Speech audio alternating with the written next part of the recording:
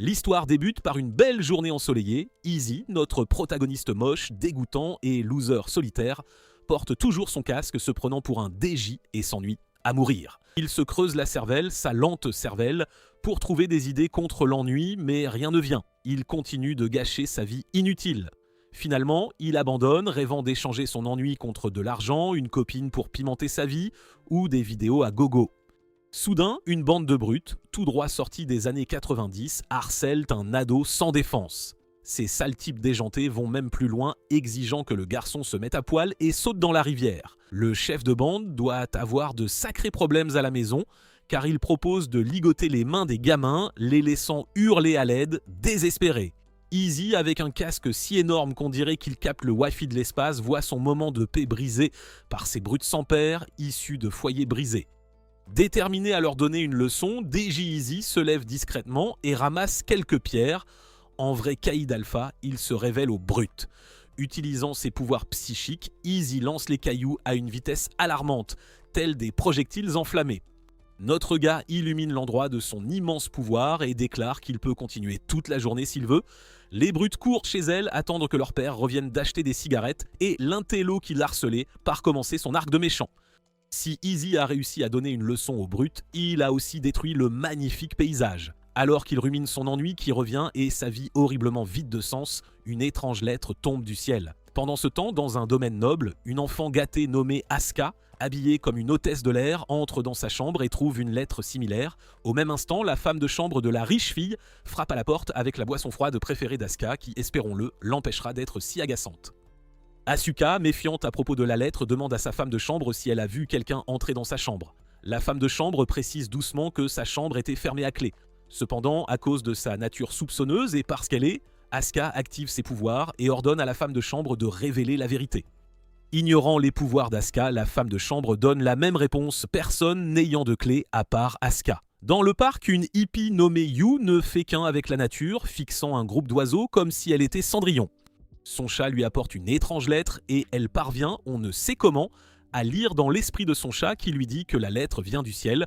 En l'ouvrant, elle, Easy et Asuka se retrouvent soudain dans le ciel. Ils tombent en chute libre sans parachute et hurlent pour leur vie car ils vont bientôt devenir des crêpes humaines aplaties. Mais heureusement, ils atterrissent sains et saufs dans un étang. Après s'être séchés, les trois se présentent. Easy agit comme le mec cool typique et identifie rapidement Asuka comme venant d'une famille riche, tandis que Yu reste un mystère. De même, les filles reconnaissent Easy comme le caïd sûr de lui à cause de ses yeux menaçants et de son allure dangereusement cool. Notre gars Easy ne fuit pas les accusations et en rajoute même, se qualifiant d'hédoniste et du pire genre de personne qui soit. Easy se révèle en fait être un loser ringard et moche, déclarant que s'ils jouent avec le feu, ils vont se brûler. Alors qu'ils échangent des amabilités, ils montrent à quel point ils sont doués en tant que chasseurs de bizarreries. Une fille agissait comme une étrange harceleuse cachée dans les buissons, mais ils ont tous pu la sentir. La fille lapin, connue sous le nom de Lapin Noir, refuse de se montrer, forçant Easy à prendre des mesures drastiques.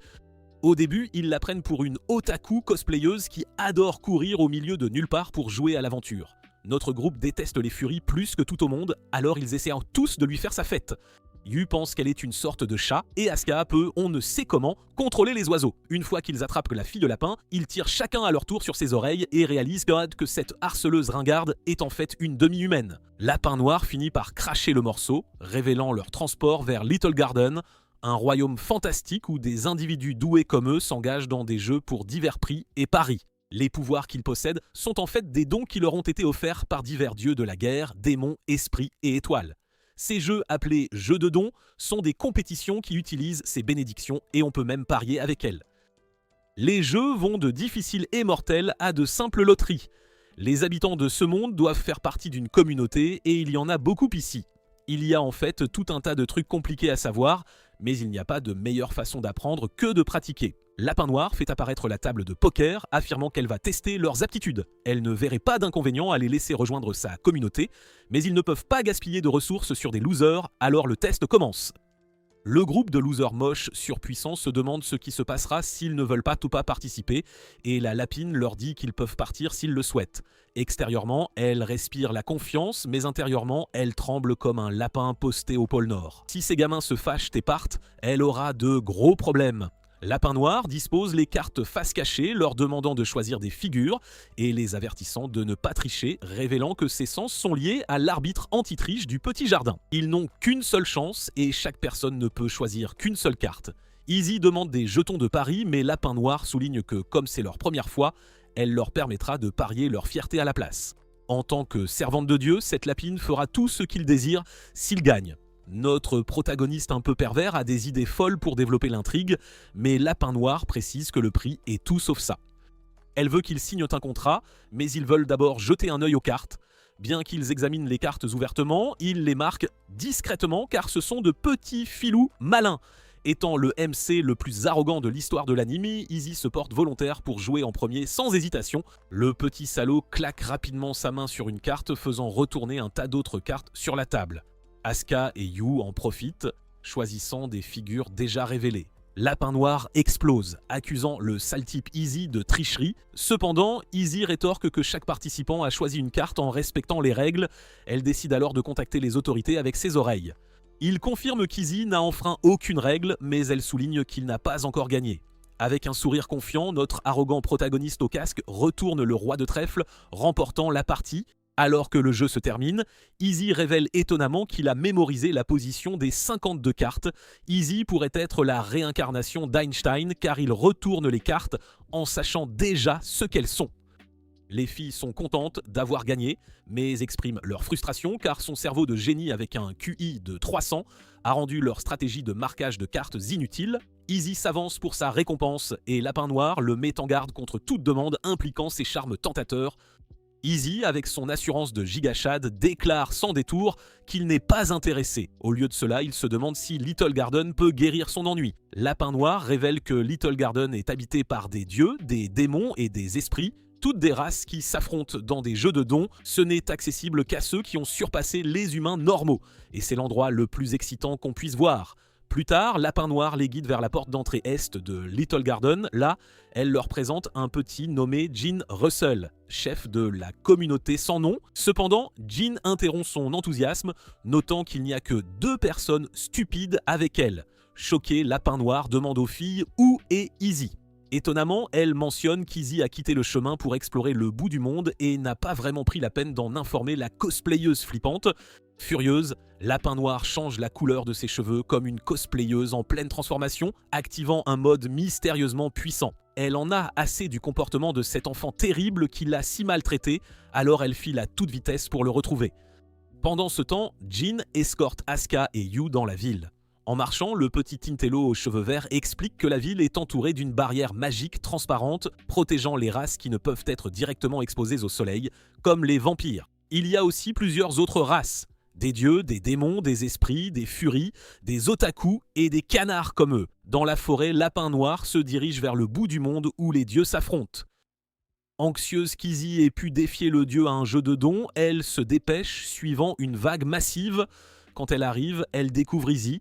Elle lui dit qu'il devrait rentrer, mais Easy révèle de manière choquante qu'il a en fait défié le dieu à un jeu de dons. Le sol tremble alors que le dieu de l'eau se révèle, et Lapin Noir se demande ce que l'idiot moche et stupide d'Easy a bien pu faire pour le mettre si en colère. Le dieu considère Easy comme un garçon arrogant et le met au défi d'endurer une seule attaque. En entendant cela, Easy sourit au petit serpent minable comme s'il était une sorte de seigneur démon. Exaspéré par sa réponse, le dieu de l'eau conjure un tourbillon d'eau. Cependant, Easy contre sans effort l'assaut d'un seul coup de poing aérien, choquant la lapine flippante et le serpent albinos. Sautant en l'air, Easy assène un coup de pied incroyablement puissant sur la tête du dieu de l'eau, détruisant son stupide cerveau de serpent. Lapin Noir n'en croit pas ses yeux, Easy ayant réussi à vaincre un dieu si facilement. Notre gars Easy prend une pose de mec cool, revendiquant la victoire, et Lapin Noir est trempé à cause de la pluie. De retour en ville, Gene emmène Asuka et Yu dans une cafétéria où une femme chat prend leur commande. Étonnamment, elle peut aussi communiquer avec le chat de Yu. Le chat de Yu est une sorte de beau parleur, même après être arrivé dans ce monde étrange, et il charme instantanément la fille chat. Yu explique qu'elle peut parler à toutes sortes d'animaux, et l'enfant gâté Asuka souhaite avoir ses pouvoirs aussi. Alors qu'elle commence à parler du fonctionnement du pouvoir d'Asuka, un étrange type nommé Galdo s'approche de leur table. À en juger par son visage maléfique, on sait d'emblée que c'est le méchant qui finira par y laisser sa peau. Il les rabaisse tous pour faire partie de la communauté sans nom et révèle qu'il est le chef de la communauté force. Pendant ce temps, au bout du monde, se trouve un jeune arbre de Shido substantiel. Cela évitera à la communauté de Jin d'avoir à acheter de l'eau à d'autres communautés. Lapin Noir ne pourrait être plus heureuse car ce sera une grande aide pour toute la communauté. Observant la joie de Lapin Noir, Izzy se demande pourquoi ils ont été invoqués à Little Garden, soupçonnant qu'elle cache un détail crucial. Malgré les questions persistantes de notre gars Izzy, Lapin Noir continue de mentir effrontément sur les véritables raisons de leur invocation à Little Garden. La lapine, vêtue de façon inappropriée, prétend qu'il voulait simplement qu'Izzy et les autres profitent de leur monde. Izzy, qui est secrètement un génie sous toute cette façade arrogante, propose deux théories. Premièrement, il suggère que la communauté de Lapin Noir pourrait être faible par rapport aux autres ou avoir rencontré un événement malheureux les laissant en mauvaise posture. Lapin Noir devient très silencieuse très vite, alors DJ Izzy suppose qu'il a tapé dans le mille. Après avoir décidé d'arrêter de mentir comme un goujat, Lapin Noir confirme à contre-cœur ses soupçons pertinents, dévoilant enfin la vérité. Selon elle, les communautés sont comme des pays et peuvent varier en taille.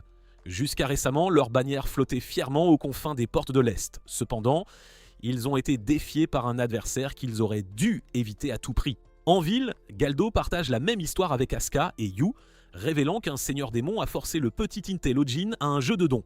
En raison de la force incroyablement supérieure du seigneur démon, aucune communauté ne peut refuser leur défi.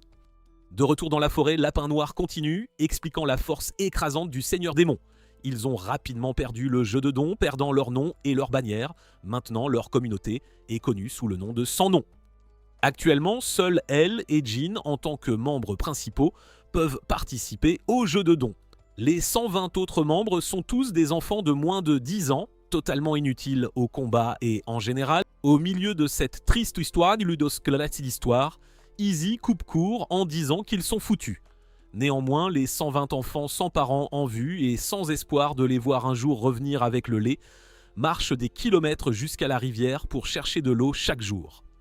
Izzy suggère qu'ils se livrent à du travail des enfants pour mettre les petits orphelins inutiles au travail afin de reconstruire la communauté, mais Lapin Noir rejette l'idée, exprimant le désir de retrouver leur ancienne gloire et leur bannière. Après avoir raconté toute leur histoire ennuyeuse, Lapin Noir implore Izzy de l'aider. Après avoir brièvement absorbé la leçon d'histoire soporifique, il se lève avec enthousiasme, affirmant que sauver et récupérer leur gloire perdue, vaincre le roi démon, tout cela semble pouvoir guérir son ennui. Il accepte ses appels à l'aide et espère s'amuser avec les dangereux seigneurs démons. De retour en ville, après avoir détaillé toute l'histoire des sans noms, Galdo invite Asuka, Yu et même Lapin Noir à rejoindre sa communauté, les Garous de la Forêt. Il se vante que sa communauté a gagné chaque jeu de dons où leur bannière était en jeu. Il y voit un choix évident. Cependant, l'agaçante Asuka refuse, laissant Galdo et Jin perplexes.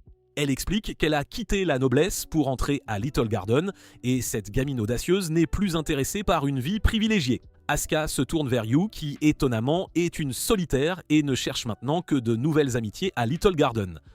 Asuka décide d'être son amie en faisant d'elle une alliée. Galdo, le faux dur avec ses dents pointues ridicules, refuse leurs suggestions, croyant qu'il contrôle tout dans la partie est de la ville. Asuka se met en colère, lui ordonne de fermer son clapet et lui dit de s'asseoir comme un bon toutou. Asuka demande à Jin la fréquence des jeux de dons impliquant des bannières comme Paris. Il admet qu'ils sont rares, car les communautés ne risquent pas leur existence. C'est étrange, alors Asuka se demande comment Galdo a pu convaincre tant de communautés de participer à des jeux de dons avec eux. Utilisant son pouvoir, elle contraint Galdo à dire la vérité. Il découvre que Galdo, le salaud, a kidnappé des femmes et des enfants pour faire chanter de plus petites communautés afin qu'elles jouent contre eux. Pour assurer la victoire, ce monstre absolu a pris en otage des enfants de différentes communautés. Enragée, Asuka demande quelle est la situation actuelle des enfants. De manière choquante, Galdo admet avoir mis fin à la vie des enfants dès le premier jour à cause de leurs pleurs constants. Il ne l'a pas fait intentionnellement au début, mais cet horrible individu est devenu accro, alors il a continué à le faire chaque fois qu'il prenait des enfants en otage. Émotionnellement chargé, Asuka lui ordonne de se taire. Galdo se transforme en monstre, pensant que les filles le manquent de capacité de combat. Il attaque, mais Yu intervient. Asuka en a assez de ce déchet et défie Galdo à un jeu de dons, mettant en jeu les bannières de leurs communautés respectives. Plus tard, Lapin Noir et Easy retournent en ville. Lapin Noir est stupéfaite d'apprendre que le reste du groupe est aussi fou qu'Easy lorsqu'elle découvre le défi d'Aska et Yu Agaldo et sa communauté dans un jeu de dos. Elle se calme, réalisant qu'Easy devrait pouvoir vaincre Galdo, mais elle est stupéfaite quand Easy révèle qu'il n'interviendra pas dans leur bataille. Ensuite, Lapin Noir conduit le trio à Milieu, une communauté spécialisée dans l'évaluation des dons et d'autres choses secrètes. À leur arrivée, Shirayasha, une petite loli perverse, se précipite vers Lapin Noir, exprimant son admiration et s'accrochant aux atouts généreux et significatifs de Lapin Noir. Alors que ce moment ludique se termine, Shirayasha se présente comme une haute fonctionnaire de Milieu et membre de la 4e porte de Little Garden. C'est un garçon manqué qui aime s'auto-féliciter et révèle qu'elle aide occasionnellement Lapin Noir. Pendant leur conversation, Yu s'enquiert du système des portes dans le pays. Lapin Noir explique que le numéro de porte d'une communauté signifie sa force, les portes plus proches du centre étant les plus fortes, tandis que les sans nom résident à la porte 7 à la périphérie de Little Garden car ils sont super faibles. Prenant le relais, Shirayasha révèle que le niveau 4 et en dessous est considéré comme les niveaux supérieurs. Elle révèle également que c'est elle qui a accordé la divinité au serpent vaincu par Easy au bout du monde. Excité, il se lève et Easy demande si elle est plus forte que le dieu de l'eau, comme prévu. Shirayasha se révèle être un seigneur démon et le maître d'étage le plus puissant. Intrigués par ces déclarations, Easy et les autres montrent à quel point ils sont fous car ils veulent tous la défier en combat. Shirayasha accepte, déclarant qu'elle manque de compagnons de jeu. Easy, avec un casque si massif qu'on pourrait le prendre pour Andrew pour une antenne parabolique, loue son ego, mais est prêt à détruire la petite loli. Soudain, utilisant un étrange pouvoir, Shirayasha transforme leur environnement en une zone ouverte et se révèle être un seigneur démon du Chevalier Blanc. Une fois de plus, elle demande à Easy s'il accepte son défi. Réalisant sa force, Easy décline sagement le duel, mais est prêt à faire tester sa force. De manière inattendue, elle invoque un griffon, une créature mythique présidant les jeux de dons. Shirayasha présente un défi. L'un d'eux doit monter le griffon pendant qu'il vole autour du lac sans tomber. Ce défi capte l'intérêt des jeunes et Yu se porte volontaire. Étonnamment, elle peut communiquer avec l'animal qui ne semble pas savoir s'il veut être un oiseau ou un lion. Cet animal, qui ressemble à une mascotte confuse, explique qu'il perdrait sa crédibilité auprès des autres animaux à l'air stupide s'il perdait face à une fille d'apparence si faible. Pour cette raison, il se demande ce qu'elle pourrait bien offrir en échange qui le pousserait à risquer d'être humilié dans les royaumes des oiseaux et des lions. Après un instant de réflexion, Yu offre audacieusement sa vie, choquant tout le monde. Elle déclare que si elle tombe du griffon, il pourra la dévorer vivante comme un anka. Avec un air calme et posé, elle s'installe sur le dos du griffon, examinant son physique robuste, confirmant sa force, tout comme son père le lui avait dit autrefois. Cet animal, qui semble avoir été passé au mixeur avec l'ADN d'un lion et d'un aigle, prend son envol, planant dans les airs. Les autres super-enfants s'inquiètent pour elle, car cette chose mi-oiseau, mi-chat voyage si vite que la température doit être glacée. Malgré l'intensification du défi, Yu se remémore ses jours à l'hôpital. Elle se souvient de paroles inspirantes de son père et du collier qu'il lui a donné, qui lui permettrait de marcher dans le monde extérieur. Elle jure de ne pas échouer et vise à se lier d'amitié avec le griffon. Tout le monde regarde avec horreur alors que Yu semble perdre connaissance. Finalement, le griffon franchit la ligne d'arrivée, annonçant la bonne nouvelle, Yu a gagné. Cependant, à ce moment-là, Yu perd connaissance et glisse du dos du griffon. À mi-chemin, son pendentif en bois commence à briller, lui permettant de planer étonnamment dans les airs, tout comme le griffon. Après avoir atterri en toute sécurité, notre gars Easy dit qu'il savait quelque chose depuis le début. Le pendentif en bois gravé de Yu lui confère la capacité de prendre les pouvoirs de tout animal avec lequel elle se lie d'amitié et de les faire siens. Le griffon, progéniture de deux animaux qui n'auraient vraiment pas dû s'accoupler, appelle maintenant Yu son ami. Il veut qu'elle utilise le don qu'elle a reçu comme un rappel qu'elle l'a vaincu. Shirayasha, avec un soupir, explique que l'évaluation des pouvoirs, c'est pas du tout son rayon, mais qu'elle peut faire autre chose. Elle leur distribue ensuite à chacun une carte bien pratique pour stocker leurs dons et leur permettre de les nommer comme bon leur semble. Mais la carte d'Izayoi, elle, affiche inconnu. Une exception qui ne fait qu'enfler l'ego déjà surdimensionné de ce mégalomane. Shirayasha trouve ça plutôt fascinant, se demandant combien de temps il pourra garder son air suffisant. Plus tard, elle les escorte tous vers l'ancien domaine des sans-noms. Izayoi, avec un casque si énorme qu'il pourrait capter les pensées des écureuils, examine le sol avec minutie, concluant que leur bataille a dû avoir lieu il y a 2 ans. Cependant, Lapin Noir le contredit, révélant que la bataille n'a eu lieu qu'il y a 3 ans. Ce qui, en y réfléchissant, est plutôt logique, vu que les seigneurs démons sont capables de ravages absolument insensés, et Izayoi est déjà tout excité à l'idée d'en affronter un. Ailleurs, une demoiselle un peu mystérieuse mord le cou de Galdo et lui explique qu'elle vient de lui conférer un pouvoir de dingue. C'est à lui de voir ce qu'il en fera, mais elle se demande bien ce que les nouveaux membres des Sans-Noms comptent manigancer.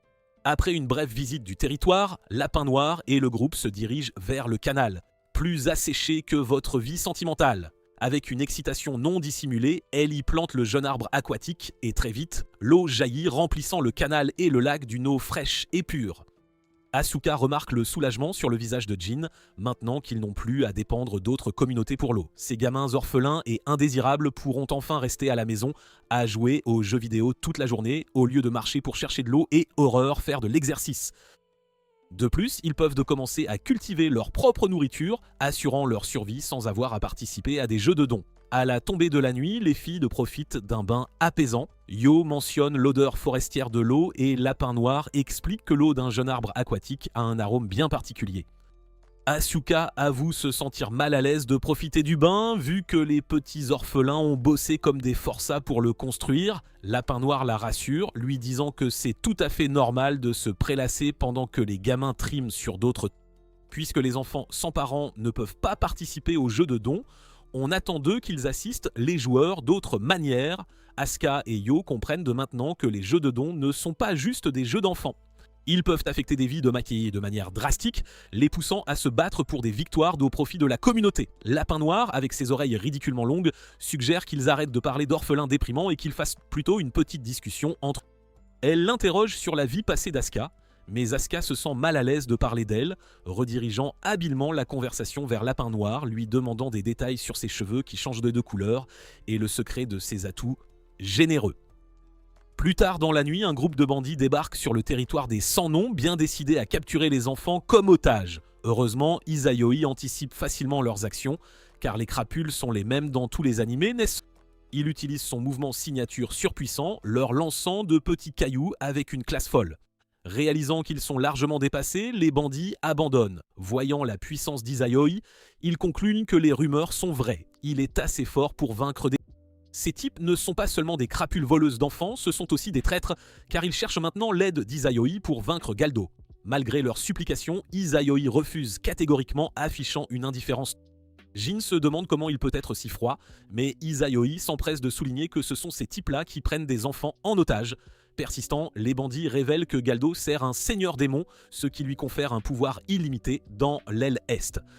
Izayoi, avec un casque si massif qu'il se muscle le cou à chaque hochement de tête, intervient à nouveau, révélant avec arrogance que Galdo avait déjà éliminé tous les otages le jour de leur arrivée.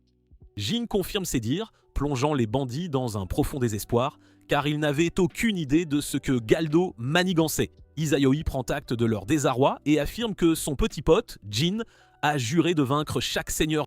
Il continue de se vanter tandis que le pauvre petit Jin, innocent comme un agneau, hurle de confusion. À l'intérieur du manoir, Jin crie sur Izayoi pour avoir fait une déclaration qu'ils ne peuvent pas tenir. Cependant, en mode Einstein discret, Izayoi révèle qu'il a créé un slogan parfait pour son futur. Il appelle Jin un petit costaud, expliquant que les vraies cibles sont les seigneurs démons. Pour atteindre cet objectif, ils doivent se vendre de la bonne manière afin que d'autres individus puissants en quête de bataille les rejoignent. Actuellement, ils sont en net désavantage car ils n'ont ni drapeau ni nom. Pour atteindre leur but, ils doivent transformer Jin d'un simple leader en un chef connu pour avoir défié chaque seigneur démon. De plus, s'ils gagnent le jeu de demain, ils se seront bien vendus et les seigneurs démons ne seront pas les seuls à le remarquer. Interrompant son discours, le petit morveux révèle qu'il y a encore un membre des Sans-Noms qu'ils n'ont pas rencontré. C'était une ancienne seigneur démon sous leur nom et leur bannière d'origine. Malheureusement, elle est maintenant asservie dans une famille noble et sera le prix d'un prochain jeu. L'armée des BTS interrompt par erreur leur conversation pensant qu'Izayoi et Jin se battent. Izayoi clarifie qu'ils avaient une conversation privée et que la fille, pas très jolie, est interrompue. Avant de partir, Izayoi promet à Jin qu'il sauvera son ami esclave, mais seulement s'il gagne le jeu de dons demain. S'il perd, par contre, Izayoi déclare d'un ton un peu lâche qu'il... Pendant ce temps, sur le territoire de la forêt Garou, Laetitia, la vampire évidente de tout à l'heure, veille sur Galdo, qui est maintenant une sorte de monstre. Un de ses sbires tente de le prévenir du prochain jeu de dons, mais Galdo est juste un monstre assoiffé de sang à ce stade et supprime ce type. La nuit du jeu de dons, les trois compères, Asuka, Yo et Izayoi, se rendent sur Onoto sur le champ de bataille. Lapin Noir souligne que les jeux de dons se déroulent généralement dans des territoires spéciaux, mais que celui-ci a lieu dans une zone résidentielle. Jin soupçonne qu'un seigneur démon a tout planifié à l'avance. Il touche l'un des arbres et découvre qu'ils ont été améliorés par un sort de bestialisation. Lapin Noir redirige l'attention de tous vers le contrat qui stipule qu'Asuka et Yo se battront avec une arme désignée au lieu de... Izayoi réalise que Galdo a égalisé les chances, se moquant de Jin et des autres, pour ne pas avoir convenu des règles à l'avance. Cependant, Asuka, confiante comme jamais, adore ce genre de défi.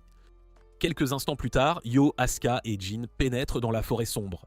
Yo s'est apparemment liée d'amitié avec des chiens à un moment donné, car elle possède maintenant leur incroyable odorat. Ils cherchent des indices et des armes, mais ne trouvent rien. Asuka suggère de changer de stratégie et de localiser Galdo elle-même. Au moment où elle exprime son opinion, pas très utile, Yo déteste Galdo. Puisqu'il n'y a pas eu d'embuscade, Asuka veut demander à Galdo pourquoi il les a attirés. Il le trouve, mais il a l'air un peu différent maintenant, transformé en un Tony le tigre albinos. À proximité, ils découvrent une épée en croix argentée, ce qui implique que ce doit être l'arme qu'ils sont censés utiliser pour vaincre Galdo. Jin déduit que Galdo s'est transformé en tigre vampire, concluant que quelqu'un le manipule en coulisses. Galdo lance alors l'attaque. Asuka doit avoir le cerveau un peu lent car elle essaie d'utiliser son don contre lui, même si elle vient de lire que ça ne marche pas. Yo, utilisant sa force bestiale, bloque son attaque et exhorte les autres à fuir. Asuka ordonne à Jin de s'enfuir, mais il refuse. Alors elle utilise sa capacité de contrôle mental pour le forcer à courir. Étonnamment, il la porte avec lui pendant qu'il s'échappe. Yo s'empare de la puissante épée et fait de son mieux pour repousser le monstrueux chaton. Après un moment, Asuka exhorte Jin à arrêter. Jin révèle que Galdo était à l'origine un tigre qui a appris à prendre forme humaine grâce à la magie. Un seigneur démon l'a ensuite transformé en démon, puis maintenant en vampire. Alors que Jin termine son petit exposé, Yo arrive gravement blessée. Épuisée après avoir échoué à vaincre Galdo, elle s'évanouit, laissant tout entre les mains d'Asuka. Déterminée, celle-ci avance pour affronter Galdo seule, et Laetitia est intriguée car elle sent que quelque chose se prépare. En chemin, Asuka se remémore les paroles de Lapin Noir de la veille. En jetant un œil à la carte de don d'Asuka, elle découvre sa capacité à utiliser des mots d'autorité. Elle suppose que ces paroles peuvent commander les dons des autres et même les objets inanimés. Asuka met le feu au château de Galdo, provoquant sa colère, puis elle le défie. Cependant, cela se retourne rapidement contre cette idiote car elle est submergée, la forçant à tenter de s'échapper. Malgré ses efforts, Galdo, avec la vitesse d'un tigre incroyablement puissant, la rattrape rapidement. Elle dit à Galdo de se préparer et Asuka utilise ses mots d'autorité sur les arbres voisins pour maîtriser Galdo. Cependant, ce tigre n'est pas un petit chaton, car il parvient à se libérer. Réalisant son désavantage, Asuka se souvient d'autres conseils que Lapin Noir lui avait donnés et elle ordonne à l'épée d'argent de partager. Utilisant cette nouvelle capacité, elle frappe Galdo à la poitrine, le réduisant en cendres d'un seul coup. Le règne maléfique de Galdo est enfin terminé et Asuka annonce sa victoire. Après la bataille, Lapin Noir emmène Yo dans un centre communautaire où se trouvent des guérisseurs. Témoin de tout cela, Jin, étant le petit gabarit qu'il est, se sent une fois de plus inutile. Cependant, à ses côtés, Izayoi l'encourage à rassembler son courage pour que leur plan... Alors que les gens brûlent sans pitié la bannière de la forêt Garou, Izayoi s'avance avec Jin, le présentant comme l'homme qui a vaincu Galdo à lui seul. Izayoi, avec un casque si grand qu'on dirait qu'il essaie de mesurer l'activité sismique, souligne que Jin est celui qui a restauré leur fierté et leur a permis de retrouver... Jin reconnaît sa responsabilité et demande sincèrement le soutien du peuple pour leur nouvelle cause. Tous boivent ses paroles et commencent à l'acclamer.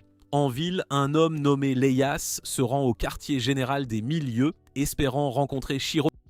De retour au domaine des sans-noms, dans la chambre d'Izayoi, il s'enquiert de l'état de santé de Yo auprès de Lapin Noir. Avec un soupir de soulagement, elle l'assure que Yo est hors de danger et qu'elle dort simplement. Même si elle semble branchée à une sorte de bidule de survie futuriste, changeant de sujet pour parler d'Izayoi, la lapine exprime sa gratitude pour avoir accepté d'aider leur amie à ne plus être une. Izayoi répond avec son ton arrogant habituel et son sourire suffisant, promettant de tenir parole. Il cherche ensuite des informations sur son amie qui n'a pas de liberté. Lapin Noir, étant la petite lapine joyeuse qu'elle est, révèle que son amie était autrefois une seigneur démon respectée, mais qu'elle a été enlevée lors d'un raid sur leur communauté. Depuis, elle est devenue un prix dans les jeux de dons, passant d'une communauté à l'autre comme une poupée de chiffon. Lapin Noir espère qu'Izayoi gagnera le jeu et la ramènera à la maison pour qu'elle puisse regarder des vidéos de chats ensemble. Izayoi, avec un casque si grand qu'on dirait qu'il fait partie d'une équipe de contrôle aérien, suggère rapidement quelque chose. Il pense que Lapin Noir devrait participer au jeu de dons à sa place car il n'est pas un simp et elle a été plutôt inutile depuis le début de cet animé. Sans hésitation, elle révèle son rôle d'arbitre. Elle ne peut pas participer au jeu de dons sans avoir d'abord rempli tout un tas d'exigences. Quelques instants plus tard, Izayoi prouve qu'il a de sérieux pouvoirs en confrontant une fouineuse qui traînait dans... Laetitia se révèle en utilisant ses capacités pour pénétrer dans la pièce. Impressionnée par la perception d'Izayoi, elle remarque ses capacités de sens d'araignée. Cependant, Izayoi ne s'attendait pas à rencontrer une petite loli stupide. Laetitia attaque avec des branches d'arbres mais c'est facilement contré par le coup de poing d'Izayoi, provoquant la panique parmi les résidents. Se précipitant, Lapin Noir et les autres entrent. Alors qu'Izayoi est sur le point de lancer une contre-attaque, Lapin Noir l'arrête, mais notre garçon lui dit de fermer sa bouche avant qu'il ne lui donne aussi de ses nouvelles. Lapin Noir clarifie pourquoi elle veut l'arrêter et révèle de manière choquante que Laetitia est l'amie qui les sent. Sous le choc, il décide de se retenir d'envoyer Laetitia au paradis des lolis. Alors que tout le monde se calme, Lapin Noir révèle l'identité de Laetitia, une rare vampire de sang pur connue comme la chevalière du petit jardin. Malgré son statut élevé, Laetitia affirme qu'elle n'est plus qu'un simple objet appartenant à un autre maître. Lapin Noir exige qu'elle ne parle pas comme ça car elle est bien plus que ça, mais Jin l'arrête. Jin est un vrai sauvage et est d'accord pour dire que Laetitia n'est qu'un objet. Asuka souligne que si la reine Laetitia est censée être leur amie, alors pourquoi a-t-elle aidé Galdo à devenir le gigabet Galdo ? Asuka est plutôt contrariée et leur rappelle que son amie a été gravement blessée à cause de cela. Laetitia s'excuse pour la blessure de Yo et révèle qu'elle a aidé Galdo à réaliser son rêve de devenir le Simba blanc du roi lion parce qu'elle voulait tester.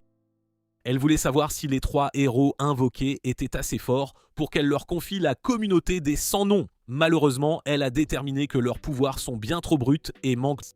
Au départ, elle visait à persuader Jin d'abandonner la reconstruction de leur communauté, mais les actions audacieuses d'Izayoi ont rendu la dissolution impossible.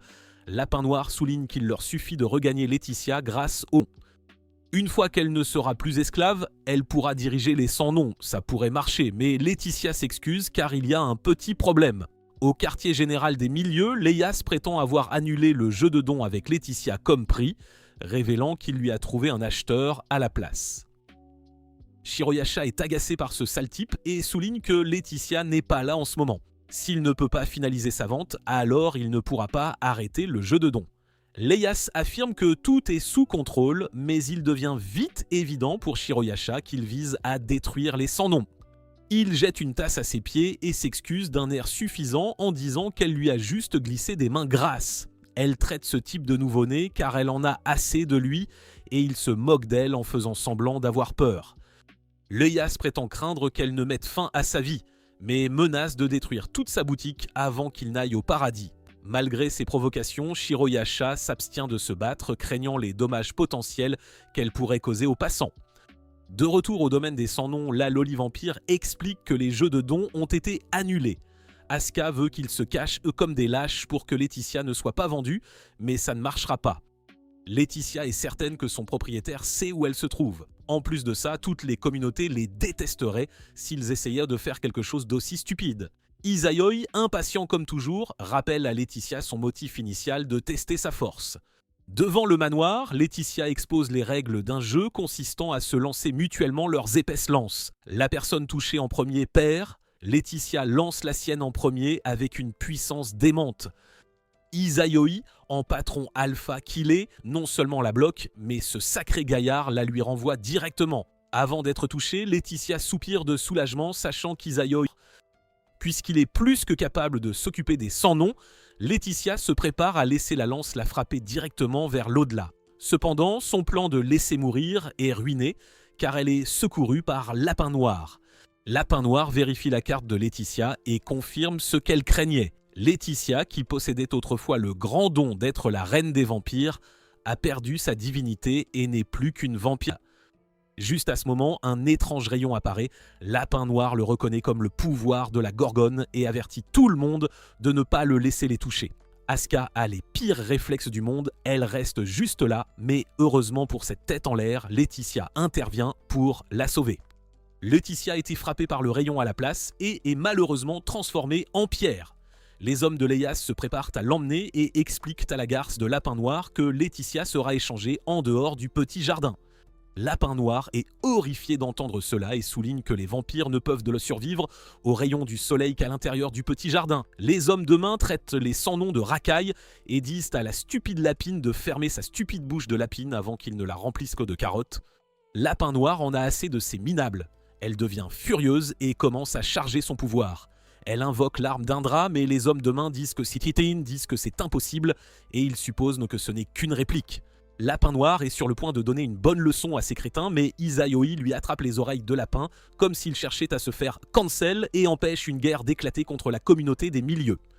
Les crétins sont partis, mais Izayoi a un plan et dit aux petits de veiller sur leur amie inconsciente. Une fois cette affaire réglée, Izayoi, Asuka et Lapin Noir se retrouvent en réunion avec le chef de la communauté Persée, Leias Persée. Leias se présente comme le seigneur crétin et chef de la communauté des crétins. Révélant son penchant pour l'asservissement des femmes, il tourne son attention vers Lapin Noir, exprimant sa surprise de voir une lapine dans l'aile est et lui proposant de rejoindre son équipe en raison de ses grandes personnalités. Cependant, Asuka intervient, affirmant que l'allégeance de Lapin Noir est envers leur communauté, ce qui pousse Izayoi à la revendiquer comme sienne. Lapin Noir essaie d'expliquer qu'elle n'est pas un objet et qu'elle s'habille comme ça uniquement parce que Shiroyasha lui a dit qu'elle aurait une augmentation de 30% de son salaire en argent. La conversation prend un tour sérieux lorsque Lapin Noir accuse les hommes de Leias d'intrusion et d'avoir attaqué leur peuple. Pour prouver ses dires, elle exige que Leias annule son sort de pétrification afin que Laetitia puisse... Leias refuse la demande, révélant son intention de garder Laetitia pétrifiée jusqu'à son transfert. Il soutient que Laetitia pourrait mentir pour protéger ses anciens camarades de toute façon. Les deux parties manquant d'un et parties manquant de preuves, Leias décide de partir, ayant l'intention d'apprendre les bonnes manières à Laetitia avant de la transférer, déclarant que son nouveau propriétaire est un adepte de l'Olicon. Cela déclenche la transformation de Lapin Noir empli de colère. Leias la pousse encore plus loin en révélant que Laetitia a abandonné son âme et sacrifié sa divinité de reine des vampires juste pour pouvoir revoir Lapin Noir. De manière inattendue, Leias propose une offre. Il libérera Laetitia, mais en échange, il veut que Lapin Noir devienne son esclave. Asuka trouve cette offre ridicule et dit à Lapin Noir qu'il devrait pas y partir. Cependant, Lapin Noir est un peu bête et ne peut s'empêcher de penser à Laetitia, alors elle ne bouge pas. Leias, persistant dans ses manières étranges, pousse Lapin Noir à remplir son devoir de sauver son ami. Asuka intervient, ordonnant à Leias de s'excuser et utilisant sa capacité pour le mettre à genoux. Cependant, à leur grande surprise, Leias se libère de ses contraintes et invoque son arme, se préparant à attaquer. Izayoi intervient, arrêtant sans effort l'attaque d'un seul doigt, choquant Leias. Shiroyasha, la médiatrice de la conversation, se lève et menace tout le monde d'arrêter. De nulle part, la stupide Lapin Noir s'excuse pour leur confrontation précédente et demande à Leias de lui accorder un peu de temps. Clémente, Leias lui accorde une semaine pour prendre sa décision de devenir son esclave soumise. Leias est le chef de Persée, mais on pensait que cette communauté symbolisait une divinité puissante et honorable. Shirayasha révèle que historiquement, Persée était l'une des communautés les plus prestigieuses de Little Garden, réputée pour ses jeux de dons légendaires. Mais sous la direction de Leia, ils sont devenus une bande de crétins ne pensant qu'aux filles et à la picole, un peu comme ces spectateurs de résumés d'animes sans profondeur. De retour au domaine des sans-noms, Lapin Noir envisage d'accepter l'offre de Leia. Asuka l'affronte, affirmant que se vendre ne changera rien, car elle n'est tout simplement jolie. Dans le feu de l'action, les deux commencent à se disputer. Leur attention est interrompue par Yu qui, au lieu de faire quelque chose d'utile, leur apporte juste des cookies. Il s'avère qu'elle ne les a même pas faits elle-même, mais a plutôt mis les petits orphelins qu'elle exploite. Ces sucreries à faire fondre les dents ont miraculeusement fait leur effet. Lapin Noir et Asuka s'étant mutuellement excusés, Yu presse ensuite Lapin Noir d'envisager une autre solution. Lapin Noir révèle qu'après tout ce cirque, il y a en fait une autre solution. Une bataille ancienne légendaire a eu lieu il y a longtemps et un jeu de dons la reproduisant est organisé. Il permettra même aux moins puissants de participer et ce pourrait être. Cependant, ils devront gagner 2 de ces jeux de dons. Le problème, c'est que ces jeux sont d'une difficulté monstrueuse et qu'il faudrait des années pour en remporter 2. Soudain, une personne dépose un sac sur la table, rempli d'objets en forme de pastèque. Asuka l'interroge sur ses aventures, tandis que Yu mentionne que la porte était déverrouillée. Avec son air suffisant habituel, il révèle qu'il était parti accomplir une mission confiée par Shiroyasha.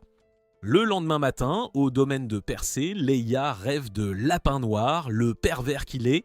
Étonnamment, elle apparaît et le défie en duel. D'abord, il refuse par pure lâcheté, mais Leia change d'avis quand Lapin Noir révèle ses généreux. Leia est choquée, car ce sont des dons qui confèrent de l'autorité de défier une légende. C'est surprenant, car cela signifierait que les Sans-Noms ont réussi à vaincre le Kraken et la bête nommée Grey. Lapin Noir révèle que c'est vrai. Un flashback montre Izzy face à Carlo. La bête incrustée de Bernacle voulait faire un long discours, mais Izzy l'a vite expédié pour le vaincre. Izzy a ensuite dit qu'après avoir vaincu le Kraken, le dieu de l'eau était un meilleur adversaire. Leia n'a d'autre choix que d'accepter le défi. C'est un petit salaud confiant, cependant, car il menace de faire tellement de mal à Lapin Noir qu'elle n'osera plus jamais le défier. Sur le site du jeu, Izzy et l'équipe reçoivent le contrat détaillant les règles. Étonnamment, Leia a choisi un cache-cache mortel. Comme dans la légende, ils doivent le tuer dans son sommeil, pendant qu'il rêve d'être isekai'd dans un monde rempli. Lapin Noir clarifie les règles. Ils doivent localiser Leia sans être repérés, sinon ils perdront le droit de le défier. Yu est capable de sentir que tous les gardes sont extrêmement puissants, rien qu'à leur odeur, et ils ont aussi le don d'invisibilité. Comme si tout ça ne suffisait pas, il y a un danger bien plus grand, le don de Persée. Izzy l'interrompt et choque tout le monde en révélant qu'il est dedans. Persée a volé la divinité de l'ancienne reine démon, la Tisha. Tous se demandent si notre gars est un génie avec un QI de 300, mais en fait pas du tout. Izzy pointe les étoiles, la constellation de Persée comme un heure. Préparés au combat, Izzy et l'équipe assaillent le domaine de Persée. Au dernier étage, les hommes de Leia prennent position, prêts à contrer toute attaque.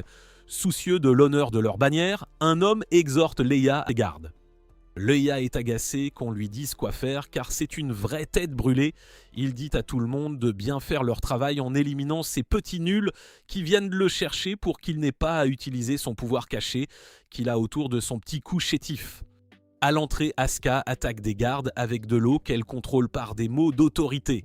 L'un de ses gardes, un personnage secondaire, la traite de petite loli idiote pour s'être révélée, pensant qu'elle a oublié que cela lui fait perdre son droit de défier Leia.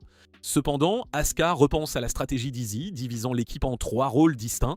Izzy et le petit gamin élimineront le maître du jeu, Leia. La chuchoteuse d'animaux, cette bonne à rien, débusquera et neutralisera les gardes invisibles. L'un d'eux devait servir d'appât et renoncer au droit de défier le maître du jeu, et cette personne était Asuka. Elle affronte les hommes avec des vagues d'eau mais sans succès. Finalement, Asuka invoque l'arbre d'eau, puisant dans une source d'eau infinie pour 20 gardes. À l'intérieur du manoir, Yu, la hippie, accompagne Izzy, le DJ et Jin, le gamin, aux étages supérieurs. Soudain, elle sent un garde invisible à proximité et l'incapacite rapidement grâce au chien. Elle récupère le casque du garde et explique que le casque d'Hadès rend invisible son porteur. Izzy remercie la hippie d'avoir débusqué l'ennemi comme un bon toutou, mais elle explique qu'elle s'attend à un petit quelque chose en retour plus tard. Izzy enfile vite le casque, ordonnant à Jin de trouver une cachette sûre.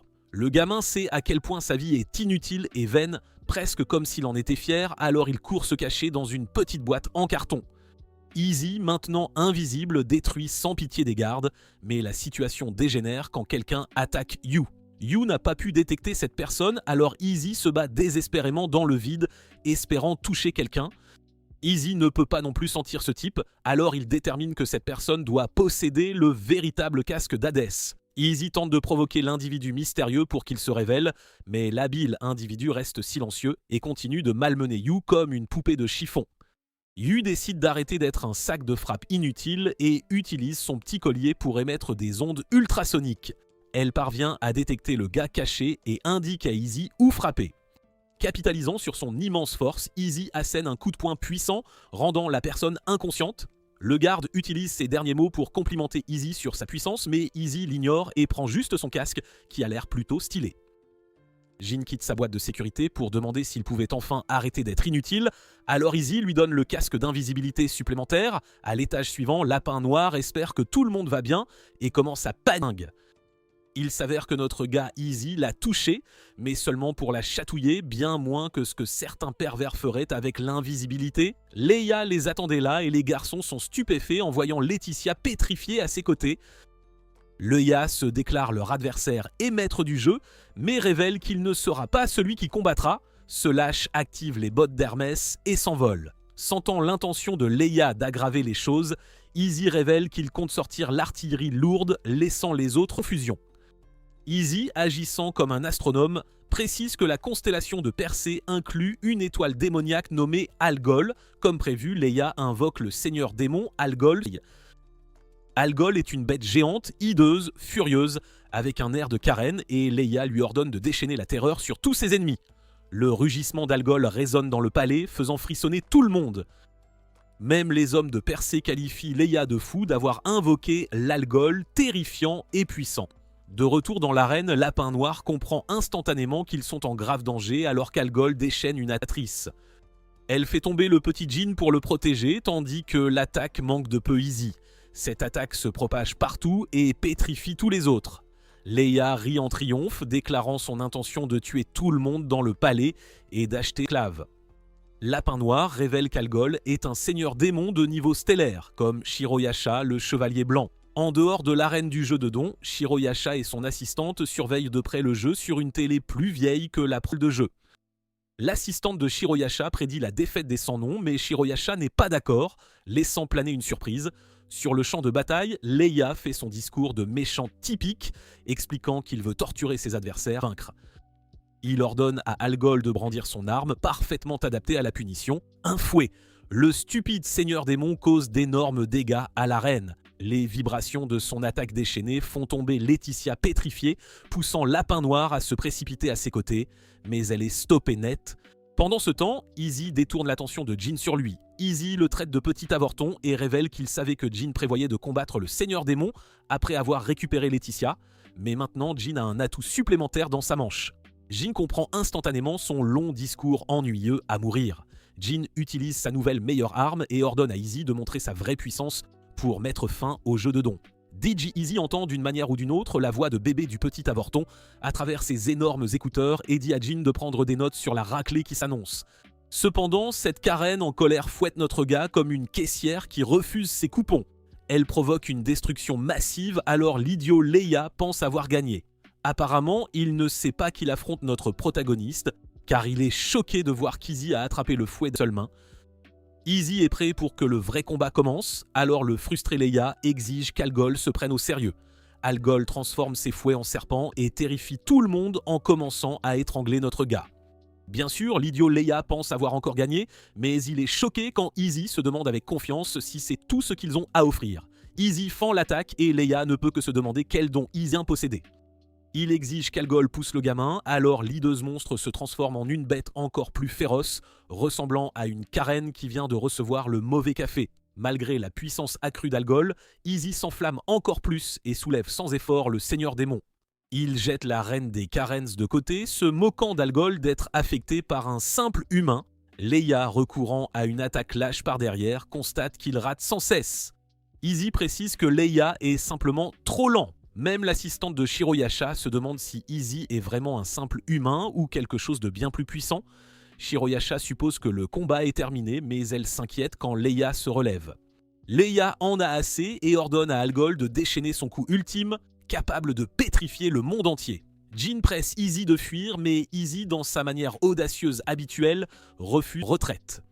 Au lieu de cela, il s'élance et assène un coup de pied à Algol, interrompant son rayon final. Leia est stupéfait et Jyn souligne qu'Izzy n'a pas seulement annulé le don, il l'a détruit.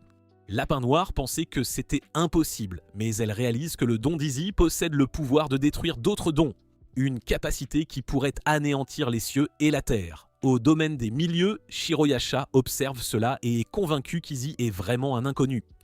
Izzy conclut le duel d'un coup de poing en voyant Algol s'écraser contre les murs de l'arène. Alors que Leia tombe à genoux, Lapin Noir, agissant comme arbitre, se prépare à déclarer les vainqueurs. Cependant, Izzy intervient, défiant Leia à un autre jeu, pariant cette fois l'existence de la communauté de Persée ou la vie de Leia. Leia réalise maintenant que Laetitia n'était même pas son véritable objectif, et Izzy confirme cela en disant qu'il aurait pu la libérer à sa guise. Notre gars Izzy, toujours aussi super confiant, dit à Leia de venir se battre à mort pour qu'il puisse s'amuser. Enragée, Leia affronte Izzy, mais finit juste par prendre un coup de poing en pleine face. Plus tard cette nuit-là, Laetitia se réveille entourée de tous ses sauveurs. Izzy et les autres proposent que Laetitia devienne leur nouvelle bonne, étant donné qu'ils ont tous risqué leur vie pour la sauver. Cependant, Jyn et Lapin Noir s'opposent à l'idée. Malgré les objections des deux personnages les plus inutiles de l'histoire de l'anime, Laetitia accepte de devenir la bonne. Dehors, Lapin Noir organise un banquet pour tout le monde, y compris les enfants esclaves qui ont probablement tout préparé.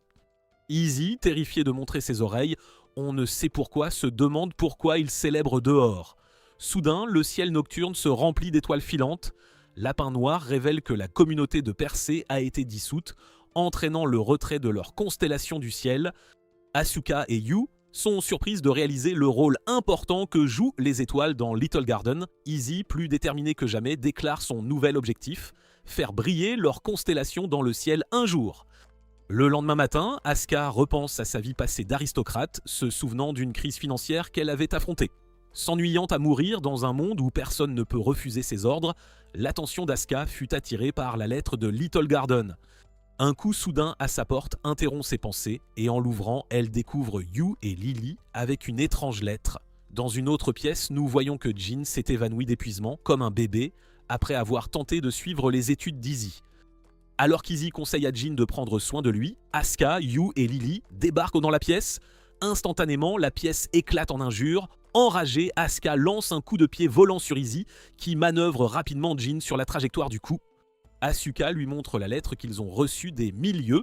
C'est une invitation au côté nord de Little Garden pour un festival appelé l'Ascension du Dragon de Feu.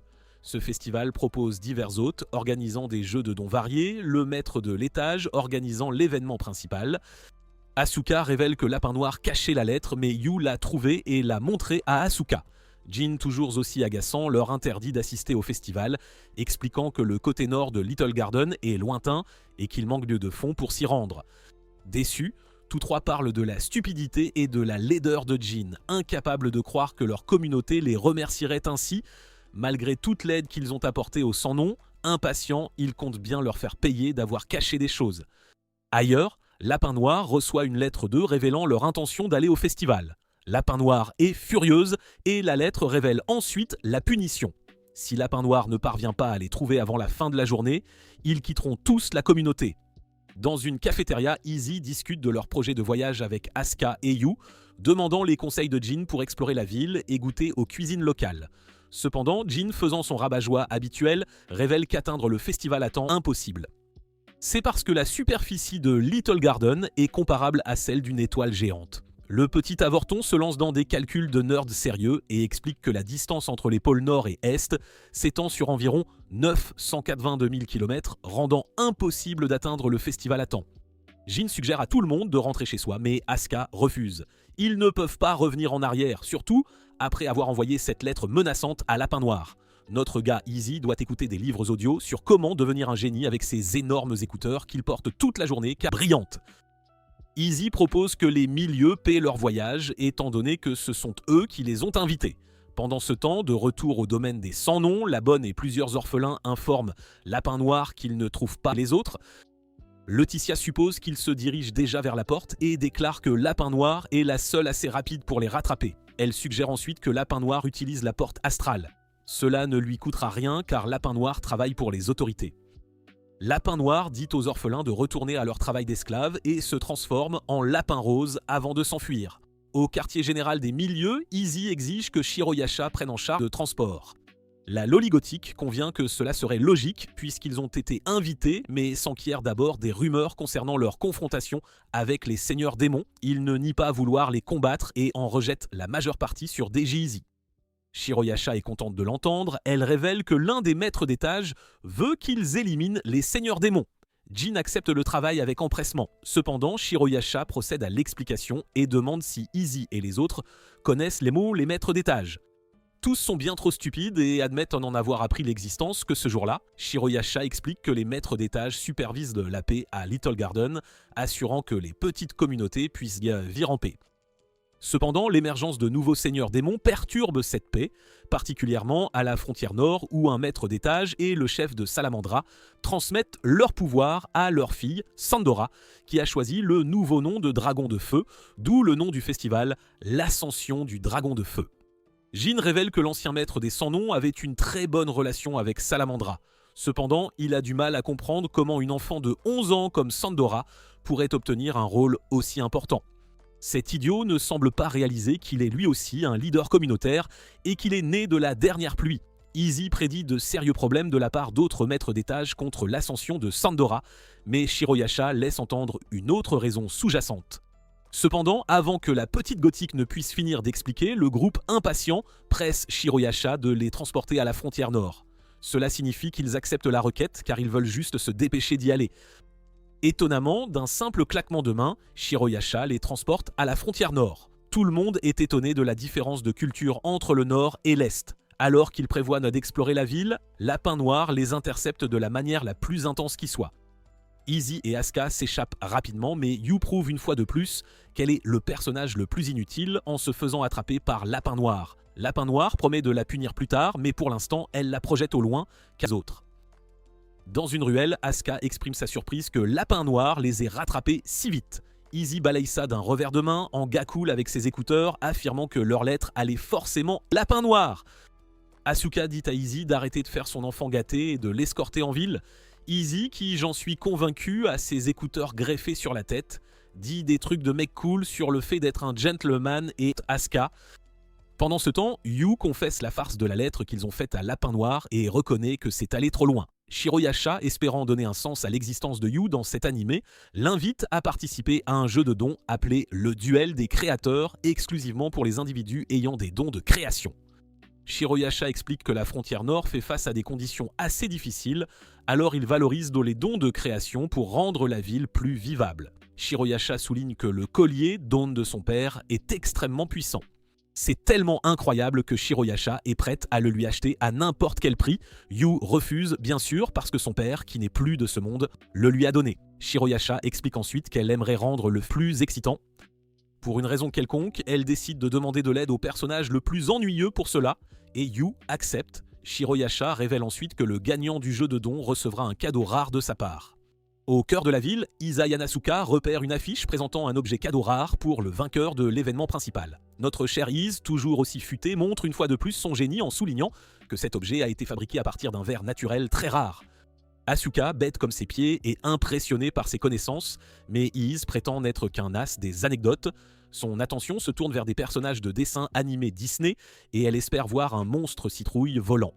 Iz comprend que cette demoiselle parle d'une citrouille d'Halloween et se demande comment elle peut ignorer tout de cette fête. La raison ? Elle a été isolée toute sa vie. Asuka est née hideuse avec le pouvoir de contrôler les gens et fut donc perçue comme une menace. Heureusement pour elle, tout a changé depuis son arrivée à Little Garden, sauf qu'elle est toujours aussi charmante. Iz réalise alors quelque chose. À l'origine, ils viennent tous deux de la Terre. Cependant, leur chronologie et événements sont dans un ordre aléatoire. Asuka confirme cette théorie et ajoute qu'Ize vient d'une Terre future. Iz en a marre de ces histoires de voyage dans le temps et suggère d'utiliser les terres fertiles d'un territoire sans nom pour commencer à cultiver des choses.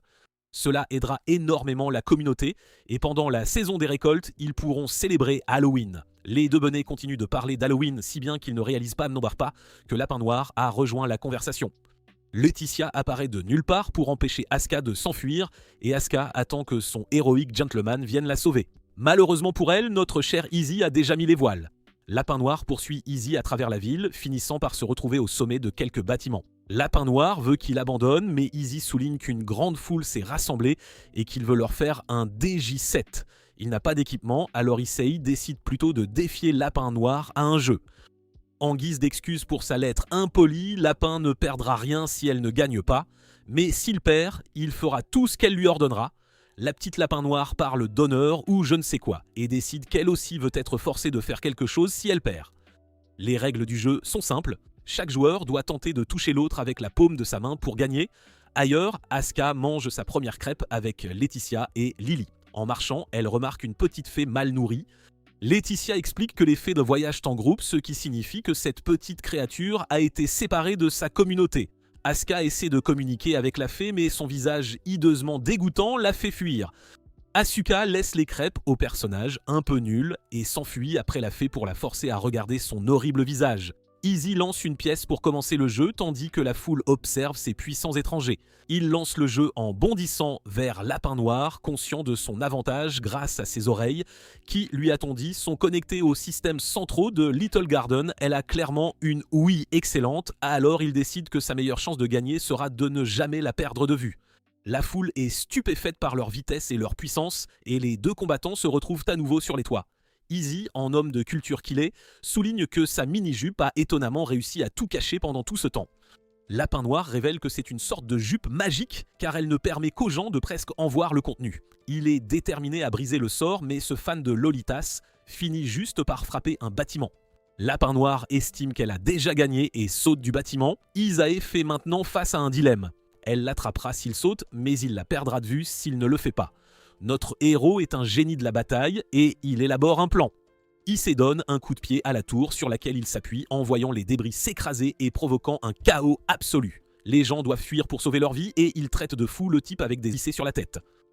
Malheureusement, le bâtiment commence à s'effondrer. Contraints de coopérer, les deux combattants détruisent de la structure en ruine, s'assurant que les citoyens ne finiront pas écrasés. Les deux ennemis ont la même idée car ils parviennent tous deux à se saisir simultanément. Leur jeu se solde officiellement par un match nul, leur accordant à chacun un commandement. Alors que leur combat se termine, des quidams un peu stupides apparaissent et Easy se demande si ce sont les flics. Easy est terrifié et il est révélé qu'ils sont les MP des salamandres. Pendant l'événement principal de l'exposition, Yu fait enfin quelque chose de cool en affrontant une créature colossale sans cervelle. Utilisant les pouvoirs d'un griffon, elle se lance dans les airs et manœuvre vers l'angle mort du monstre. Avec une force incroyable, digne d'un éléphant, elle met la bête à terre, s'assurant la victoire en demi-finale. L'hôte Shiroyasha félicite Yu, soulignant la force de la communauté sans nom. Shiroyasha annonce ensuite que les finales auront lieu le lendemain. Pour l'annonce des finales, la scène est prise par Sandora, la nouvelle maîtresse de l'étage Loli. Après un petit discours, Sandora se dirige vers la salle du trône avec Shiroyasha, Ise et les autres sans nom, à l'exception d'Asuka. Dans la pièce, un certain Mandra menace Ise d'une lourde punition pour tous les dégâts qu'ils ont causés. Notre cher Ise ne craint que de se réveiller un jour sans ses écouteurs et dit à Mandra qu'il essayait juste de rendre les choses plus excitantes. Lapin Noir essaie de lui expliquer dans quel pétrin il se trouve et lui donne un avant-goût en le frappant sur la tête. Mandra est furieux de toutes ces discussions désinvoltes. Mais Shiroyasha le fait taire, elle rappelle à Mandra que Sandora est aux commandes maintenant et que c'est à elle de décider d'une punition. Sandora est plutôt calme à ce sujet et explique que personne n'a été blessé. Shiroyasha a même accepté de faire toutes les réparations, alors Sandora décide de ne pas les punir. Tout le monde est content, sauf Mandra qui a un balai dans le derrière. Tous les gardes partent, permettant enfin à Sandora d'être elle-même. Elle se précipite pour saluer Jin et Lily, car ce sont de vieux amis. Elle s'excuse de ne pas avoir envoyé d'aide lorsque le Seigneur Démon les a attaqués. Sandora invoque la maladie de son père et son implication dans la cérémonie de succession comme raison de son inaction. Soudain, Mandra s'énerve de voir Jin agir si gentiment avec Sandora et lance une attaque sur Jin, visant à le décapiter. Izae, rapide comme l'éclair, le bloque sans effort. Mandra a une haine sérieuse pour les sans-noms car leur simple présence ternit le nom de Salamandra. Sandora intervient, rappelant à Mandra que les sans-noms étaient autrefois des alliés et l'exhorte plus respectueux. Mandra traite sa sœur Sandora de naïve et lui dit que socialiser avec les sans-noms affaiblira gravement sa position. Ce crétin accuse ensuite les sans-noms d'avoir inventé une mystérieuse rumeur. Sandora devient furieuse et ordonne à son stupide frère de se taire. Izzy ne laisse pas passer ça et leur dit de cracher le morceau sur cette rumeur. Shiroyasha dévoile alors une prophétie qui prédit l'attaque d'un seigneur démon lors de l'ascension du festival du Dragon de Feu.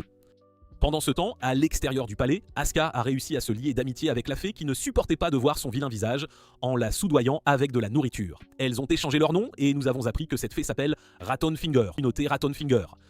De retour au palais, Issei est déçu car il s'attendait à une bataille de succession cliché. Cependant, Shiroyasha rejette la faute, déclarant qu'il y avait des idiots pour accepter le poste. Écoutez l'objectif. Tout le monde se demande si la prophétie est vraiment vraie. Alors Shiroyasha révèle qu'elle vient du démon de Laplace, l'endroit où toutes les prophéties prennent naissance. Mandra, aussi connu sous le nom de Hornshin, est vraiment contrarié car les prophètes semblent savoir qui appellera le seigneur démon là-bas, mais ils ne leur disent rien. À cause de cela, Issei soupçonne qu'un ou plusieurs maîtres d'étage de Thousand Dies collaborent étroitement avec le seigneur démon. Il souligne ensuite un indice majeur, aucun des maîtres d'étage n'a aidé l'exposition. Tout le monde devient très sérieux et inquiet, mais Deji Isae ne pourrait être plus calme. En fait, il est surpris que personne n'ait vu ça venir. Jin, en petit morveux naïf, n'arrive pas à y croire puisque les maîtres d'étage sont censés protéger tout le monde, mais Isae lui donne une bonne dose de réalité. Les gens peuvent mentir. Shiroyasha déclare que ceux qui s'allient au seigneur démon seront finalement punis, mais d'abord, ils doivent s'occuper de la prophétie. Shiroyasha affirme que gérer le seigneur démon est sa responsabilité. Iz semble avoir un problème avec ça, mais finalement, il décide que ce sera une bonne occasion de voir à quel point ces seigneurs démons sont forts. Notre garçon est un petit renard rusé, et il se demande si elle aurait un problème si quelqu'un éliminait accidentellement le seigneur même qu'elle n'arrive à lui. Shiroyasha n'est pas idiote et comprend où il veut en venir, alors elle lui permet de prendre les devants. De retour au marché, Asuka reste complètement inconsciente de l'intrigue de l'anime et elle explore simplement divers objets exposés. Elle trouve une sorte d'énorme golem et est surprise de voir qu'il a été fabriqué par la communauté Rottenfinger. Juste à ce moment, la zone plonge dans l'obscurité alors qu'une voix effrayante dit que Rottenfinger. Asuka exige que la lâche se révèle, mais regrette instantanément d'avoir ouvert sa grande bouche stupide lorsqu'une horde de rats envahit la zone. Asuka tente d'ordonner aux rats de reculer en utilisant son autorité, ça n'a aucun effet. En haut, Laetitia cherche son amie et réalise qu'elle a fait une erreur, car les choses sont bien trop dangereuses à cette heure de la journée, même pour quelqu'un d'aussi fort qu'Asuka.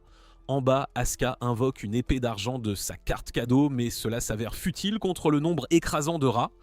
Elle réalise que les rats sont fixés sur la petite fée, alors elle la cache quelque part où personne ne voudra jamais regarder. Juste à ce moment, Laetitia, la femme de chambre contrôleuse de nuisibles, apparaît sous sa forme de seigneur démon. D'un coup rapide, elle éradique tous les rats et exige que le lanceur de sorts se révèle. Cependant, le lanceur reste silencieux et s'échappe. Laetitia explique que même si elle ne semble pas forte sous sa forme de Lolita, elle est seigneur démon. Ensuite, Asuka se demande pourquoi son pouvoir n'a pas fonctionné sur les rats et détermine qu'ils étaient sous le contrôle de quelqu'un de plus fort qu'elle. Elle commence à douter de sa propre force et se dévalorise, se considérant comme incapable de se Izzy ou You. Asuka finit par arrêter de penser comme une faible et ravive sa détermination, refusant de devenir quelqu'un qui manipule les dons des autres. Les filles le trouvent Iz, qui, on ne sait comment, a toujours ses écouteurs après un bain et il s'associe à taquiner les filles. Il pousse Jin à décrire avec humour les attributs de chaque personne, mais ses commentaires pas très tout publics lui valent comme des sauts lancés par les filles d'eau frustrées. Plus tard, Shiroyasha continue d'être un peu bizarre en révélant leur nouvelle mission. Exposer plus de peau sur l'uniforme de Lapin Noir. Sa petite manœuvre vise à attirer l'attention sur la présence de Lapin Noir, car elle agit en tant qu'arbitre pour la finale de demain. Lapin Noir, bien sûr, refuse la demande, alors Shiroyasha n'a d'autre choix que de reculer. Yu décide de ne pas être un personnage secondaire une seconde de plus, et demande à Shiroyasha qui elle affrontera dans la bataille finale. Shiroyasha ne peut pas le dire, mais elle lui révèle de quelle communauté ils sont originaires. Outre les Sans Nom et Salamandra, deux autres adversaires viendront de Rottenfinger et d'une autre communauté. Issei détermine qu'en raison du nom allemand Rottenfinger, leur adversaire de demain pourrait être le joueur de flûte de Hamelin. Shiroyasha est surprise que quelqu'un d'aussi bête et laid que lui sache cela, mais confirme qu'il a raison. Elle partage ensuite l'histoire glaçante du joueur de flûte, une communauté autrefois alignée avec le Seigneur Démon, et jadis leader du sinistre grimoire. Le Seigneur Démon a été éliminé lors d'un important jeu de dons, et le joueur de flûte aurait dû perdre son pouvoir avec lui. Elle se tourne ensuite vers l'apparent génie Izzy pour éclaircir le lien entre Rottenfinger et le joueur de flûte de Hamelin. Cependant, DJ Easy permet au petit Jin d'avoir son moment de gloire. Jin explique que le conte du joueur de flûte de Hamelin s'est déroulé dans la ville de Hamelin et est enregistré sur un monument en pierre. En décembre de cette année-là, 130 enfants furent sacrifiés par le joueur de flûte de Hamelin. Le nom du joueur de flûte serait Raton, un individu capable de contrôler les rats. Asuka regarde sa petite amie Ratin Finger et espère que ce qu'elle pense n'est pas vrai. Shiroyasha craint que les vestiges du sinistre grimoire ne rôdent dans l'ombre. Attendant le moment parfait pour attaquer, elle ordonne aux 100 noms de se préparer mais de n'agir que si les salamandras ne parviennent pas à résoudre le problème. Seule, Asuka se demande si la petite Raton Finger pourrait vraiment travailler pour le Seigneur Démon. Alors que le dernier jeu de dons commence, Lapin Noir prend sa place d'arbitre dans l'arène. Iz, toujours aussi pervers, taquine Shiroyasha à propos de son sort de dissimulation sur la jupe de Lapin Noir, le qualifiant de démodé. Shiroyasha est extrêmement déçue par ce jeune idiot naïf et elle souligne la valeur artistique du mystère. Iz saisit progressivement le concept, reconnaissant Shiroyasha comme une véritable maîtresse et il espère devenir un homme de culture plus accompli. Asuka est dégoûtée par leurs plaisanteries vulgaires, mais ses pensées se tournent vers l'attaque de rats de la veille et le lien que cela pourrait avoir avec sa petite amie fée. Rotten Finger lui donne un cookie et cela suffit à faire croire à Asuka qu'elle n'est pas maléfique. Non loin de là, Jin raconte à Yu tout ce qu'il sait sur la communauté dont fait partie son prochain adversaire. Yu est prête à partir, mais Laetitia lui rappelle qu'elle peut prendre un partenaire avec elle si elle le souhaite. Yu en a marre d'être la faible perdante, la risée de tout cet animé, et décide de faire ses preuves en se battant seule. Elle risque cependant de mordre plus qu'elle ne peut mâcher, car la solitaire décide de partir en solo. Lapin Noir présente les adversaires. La fille de la communauté Will-O-Wisp fait une grande entrée et se présente comme une albinos aux longues oreilles, Aisha. Son partenaire est Jack O'Lantern, qu'Asuka est ravie de voir car elle a toujours voulu en voir un. Iz la calme et lui rappelle de respirer pour qu'il n'ait plus jamais à entendre sa voix. Shiroyasha signale le début du jeu, créant le champ de bataille en forme d'un claquement de mains. L'objectif est de traverser le labyrinthe ou d'éliminer le don de l'adversaire. Après que les deux joueurs aient signé le contrat, Lapin Noir Yu distrait Aisha avec une question et s'enfuit pendant que la cruche est occupée à répondre. La furieuse Aisha la poursuit et fait attaquer son ami à tête de citrouille avec des flammes bleues. Yu parvient à esquiver habilement mais Aisha est implacable. Jack, le partenaire démon à l'allure étrange, continue d'attaquer mais Yu remarque quelque chose et elle utilise astucieusement le regard du labyrinthe pour éteindre son attaque. Jin révèle que l'attaque de Monsieur Tête de Citrouille utilise du gaz naturel, alors Yu a pu s'en servir contre lui.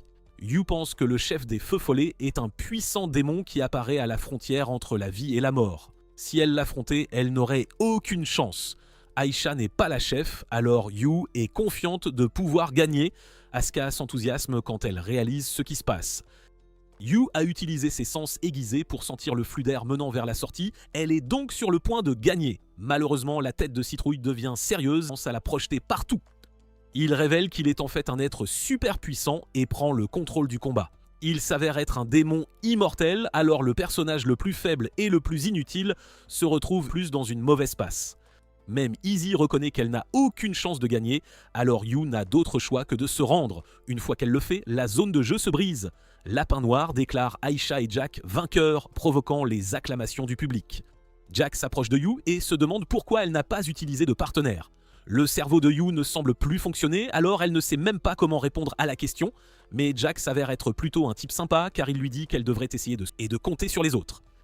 Tout le monde la félicite ensuite pour sa performance incroyable, même si elle est et sera probablement toujours une personne qui perd.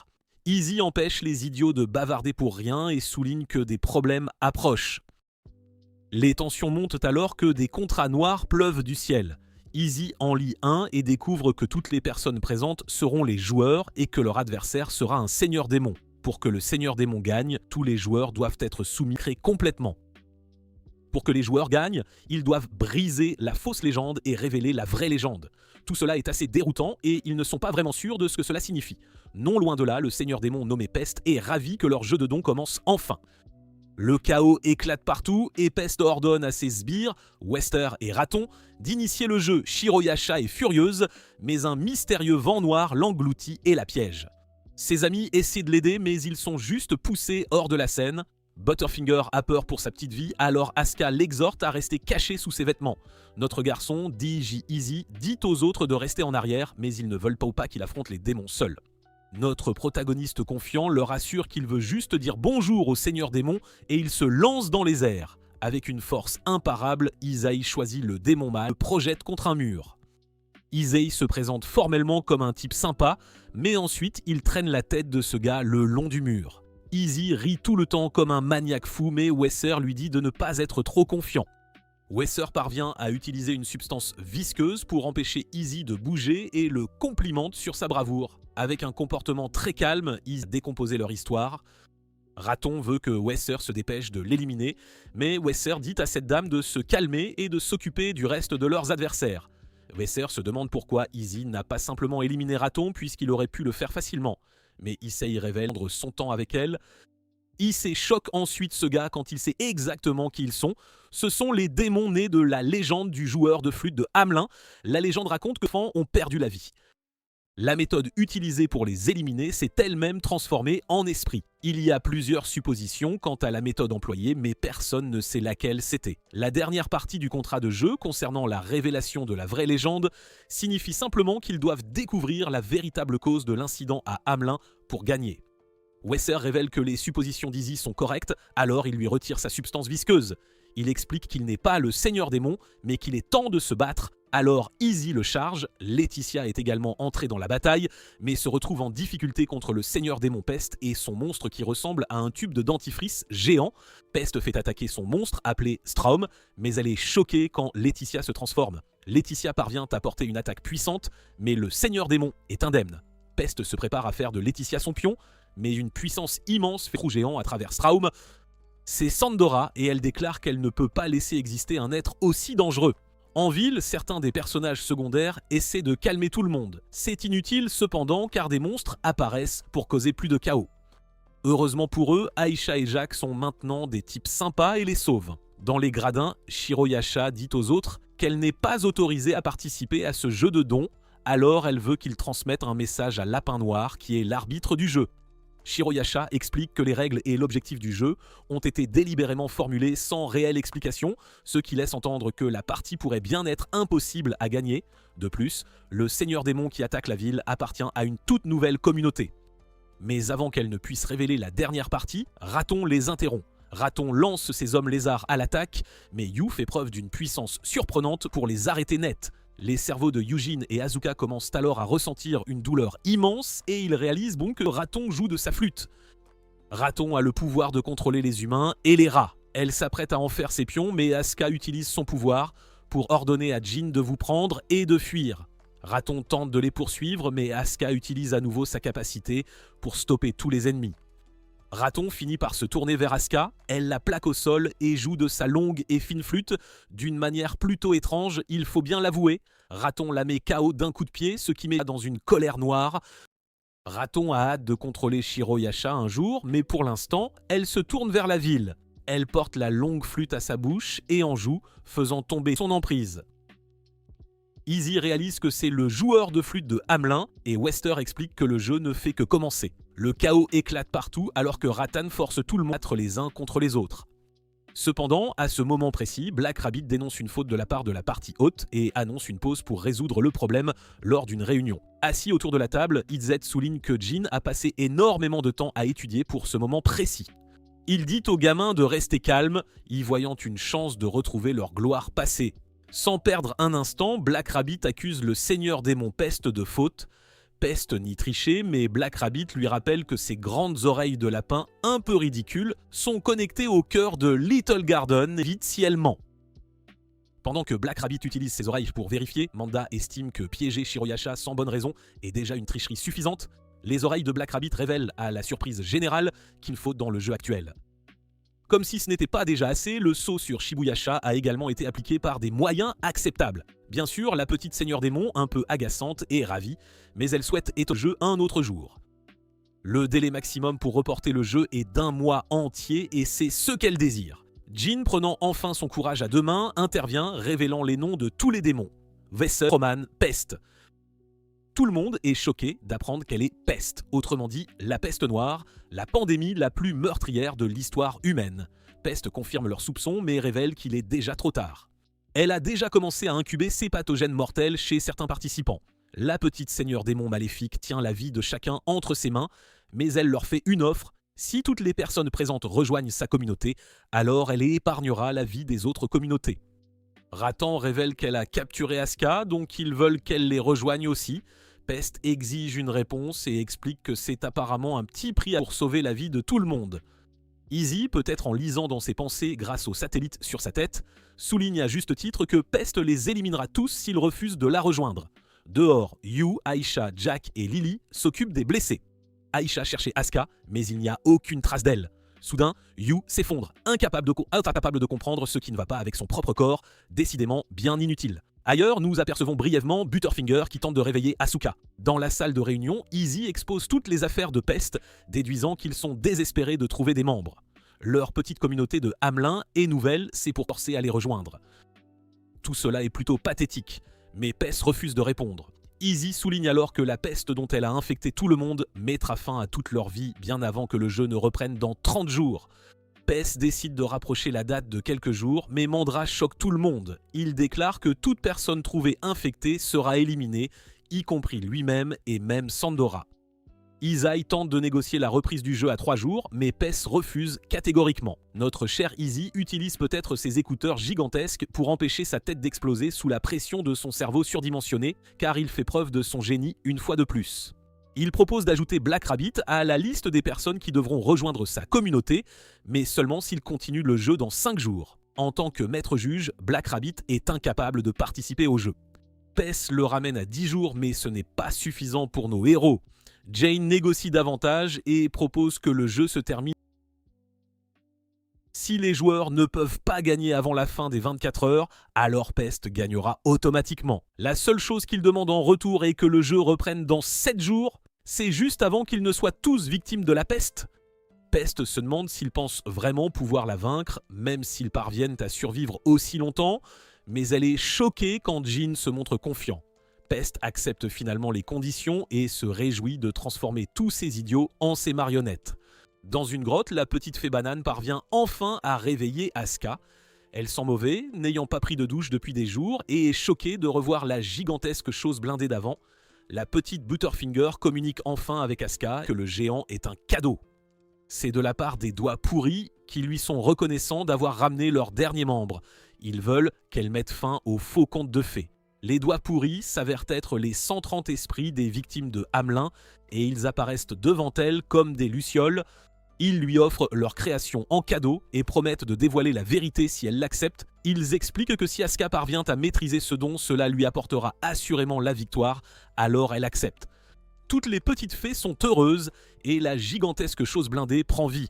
4 jours passent et de plus en plus d'infectés commencent à montrer des symptômes. Raton, misant ses talents sur Peste, proclame un changement de destin, une vie de bataille contre diverses communautés. Cela mènera finalement à la chute de Peste, mais c'est un destin partagé par chaque seigneur démon. Néanmoins, Ratan et Wesser jurent fidélité à Peste, la reconnaissant comme leur seul et unique chef. À l'intérieur du palais, Yu se réveille et s'excuse enfin auprès d'Izzy d'avoir été si inutile. Il explique que bien qu'il ait un plan en cours, il n'a pas encore finalisé les détails. Izzy déchiffre ensuite les significations derrière les noms. Raton signifiant rat en allemand, Strom signifiant tempête, Wesser représentant la rivière Wesser et Peste symbolisant la peste noire. Il lui rappelle la théorie de l'intersection des mondes parallèles dont Black Rabbit lui avait parlé autrefois. Elle décrit comment certains événements se produisent à travers différentes lignes temporelles, convergeant vers un résultat spécifique. Cette fois, la mort de 130 enfants en est le résultat. Les principaux acteurs sont les 4 démons, mais l'un d'eux n'est pas lié au décès des 130 enfants. Izzy prédit que Peste est la fausse légende, car la peste noire met trop de temps à emporter une vie, et cela ne correspond pas à la légende. La seule chose à résoudre est la partie de la description du jeu qui dit « briser la fausse légende et révéler la vérité ». Le seul indice d'Izzy est le vitrail de Hamelin éparpillé sur le champ de bataille. Malheureusement, il y a plus d'une centaine de panneaux de vitraux et ce serait une sacrée galère de tous les briser. Notre garçon se frustre, alors Yu ricane en voyant Iz perdre la tête et avoir l'air si bête. Ise la met ensuite au courant que Shiroyasha est toujours piégé, s'ennuyant à mourir. Il s'avère que Shiroyasha détient l'autorité sur le soleil dans le petit jardin. Elle commande les choses ayant l'attribut solaire ainsi que le fonctionnement du soleil. Le cerveau de génie d'Ise s'active et il se souvient pourquoi, dans l'histoire, c'est tant répandu. Le soleil est entré dans une période glaciaire, il n'a donc pas pu empêcher la peste de se propager.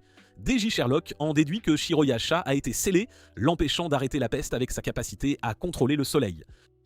Isae la remercie de n'avoir littéralement rien fait et lui dit de continuer à rester au lit, à ne rien faire, pendant qu'il va... 7 jours plus tard, le jeu reprend. Jan ordonne à tout le monde de trouver les vitraux représentant le Joker contrôlant les rats. Il dépeigne la fausse légende, donc tous les joueurs doivent les détruire. Les démons sont surpris que les joueurs aient résolu leur énigme, mais ils ne sont pas inquiets, car ils pourraient toujours leur prendre la vie si la situation l'exigeait. Pest a donné la divinité à Wester spécifiquement à cette fin, et on voit que ce type brille maintenant comme un bâton lumineux. N'ayant plus aucune raison de se retenir, Pest active le grimoire de Hamelin. Le jour se transforme en nuit et tout le monde est choqué que les démons aient réellement invoqué la ville de Hamelin. Les emplacements des vitraux ont changé, mais Jin calme tout le monde. Le petit morveux prend vraiment les choses en main maintenant et dit à tout le monde de chercher une église, car c'est là que se trouveront probablement les vitraux. Issei est fier de ce petit intello, mais Vesser apparaît de nulle part pour prendre sa revanche. Vesser a maintenant la divinité, il surpasse donc facilement notre cher garçon. Issei se moque du bâton lumineux, mais Vesser révèle qu'en plus d'avoir la divinité, son pouvoir parce qu'il est dans sa ville natale.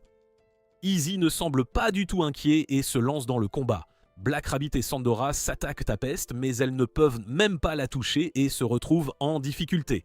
Les joueurs finissent par trouver les vitraux, mais Rattan arrive pour les empêcher de réussir leur plan. Elle a aussi un tas de Strom avec elle, alors Laetitia dit à Jin de faire ce qu'il fait de mieux et d'emmener les autres s'enfuir. Rattan souffle dans son instrument pour commencer son attaque et Laetitia l'arrête. Laetitia pourrait facilement détruire tous ces idiots, mais elle craint que des joueurs innocents ne soient doigt pris entre deux feux. Il y a cependant beaucoup trop de Strom, donc les joueurs sont encerclés. Les joueurs sont sur le point d'être effacés de l'existence, mais Asuka et son golem géant arrivent pour les secourir. Wesser, bénéficiant de l'avantage du terrain et renforcé par la divinité de Pest, gagne une puissance immense. Il poursuit Ise à travers la ville et le frappe avec son bâton géant. Wesser devient le premier à Little Garden à porter plusieurs coups à Ise, allant même jusqu'à le faire saigner. Leur affrontement se poursuit alors qu'Ise dévoile sa connaissance de l'histoire. Le véritable joueur de flûte de Hamelin est Wesser, et les 3 autres démons ne sont que des imposteurs. Après avoir reconnu le Joker et les rats du vitrail, apparaissant bien plus tard dans la légende, Issei conclut que Wesser est le preneur de vie originel des 130 enfants. Impressionné, Wesser invite Issei à rejoindre les seigneurs démons, reconnaissant que ses talents sont gâchés parmi les 100 noms. Issei admet que l'offre semble amusante, mais il a de grands rêves entre ses écouteurs géants. Il veut atteindre ses objectifs et décline l'offre du seigneur démon. Wesser est déçu d'entendre cela et déchaîne des pouvoirs absolument folles. Il proclame qu'il est temps que la vie d'Izette prenne fin et les deux s'affrontent. Dans la ville, Rattan est heureuse de revoir Asuka et traite la petite Rotten Finger de prétendante. Le golem géant d'Asuka s'appelle Dean et elle lui ordonne d'abattre le Strom. Dean a une puissance sérieuse car il transperce plusieurs Stroms. Les Stroms ont aussi un pouvoir terrifiant, mais Dean les gère sans problème. Rattan essaie de prendre les choses en main, mais cet idiote finit par se faire attraper. Asuka dit à Dean d'arrêter avant qu'il n'écrase Rattan et ses énormes talents. Asuka n'a pas l'impression d'avoir eu assez de vengeance, alors elle propose de jouer un jeu avec Rattan. Elle permet à Rattan de jouer une seule chanson. Si elle parvient à prendre le contrôle de Dean, alors elle gagnera. Rattan a la chanson parfaite pour ce moment et fait ce qu'elle fait de mieux, souffler de l'air dans un tube. Ailleurs, Sandora est engagée dans un combat avec Pest. Au milieu de la bataille, Black Rabbit révèle qu'Izzy lui a tout dit. Pest n'est pas un démon, c'est une divinité. Elle ne tire pas réellement son pouvoir des 130 enfants qui ont perdu la vie. Pest tire en fait son pouvoir de ceux qui sont morts lors de la peste ravageuse du 14e au 17e siècle. 80 millions de personnes ont perdu la vie pendant cette période et Pest représente leurs esprits maléfiques. Elle est l'incarnation de leur malice et de leur ressentiment. Pest révèle ensuite ses véritables intentions. Elle cherche à se venger du soleil pour avoir retiré sa chaleur, provoquant l'ère glaciaire de leur terre et permettant à la peste noire de faire 80 millions de victimes. Pour cette raison, elle vise à mettre fin à la vie de Shiroyasha.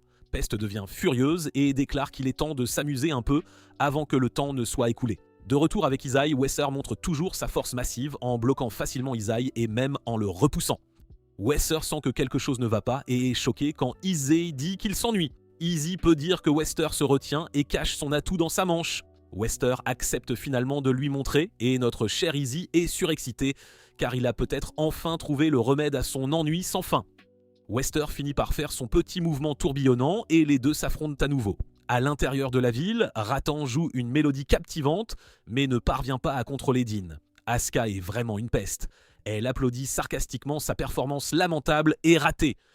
Asuka redevient sérieuse en reconnaissant ses efforts, mais Raton admet qu'elle a perdu. Raton révèle qu'elle allait perdre de toute façon car le dernier coup qu'elle a reçu était fatal. Raton dit au revoir et son corps s'évanouit, ne laissant derrière elle que son légendaire et fin instrument. Le combat est terminé, alors Asuka dit à Dean de se préparer à vaincre un seigneur démon. De retour au combat d'Isae, Wesser ne peut que se demander si Izae est vraiment un simple humain, mais Izae lui-même n'en est même pas sûr. Notre cher Izae est juste prêt pour le deuxième round, mais Wesser révèle qu'il ne peut plus se battre car son arme est plus cassée que mon emploi du temps de sommeil. Wesser commence à s'évanouir et se reproche d'avoir été provoqué par Izae. Izae réconforte ce gars à l'idée de disparaître pour toujours et explique qu'il s'est beaucoup amusé. Personne n'avait jamais pu avant qu'il n'arrive. Leur petit moment de fraternité se termine et Wester dit au revoir alors qu'il est effacé de la vie. Pest sent que ses serviteurs ont été vaincus et décide qu'elle attendre la fin des 24 heures. Au lieu de cela, elle va prendre Shirayasha et massacrer tout le monde. Elle libère un brouillard terrifiant et tout le monde en ville se précipite pour trouver refuge. Quelques âmes malheureuses sont victimes de ce brouillard et Pest révèle que quiconque le touche perd instantanément la vie.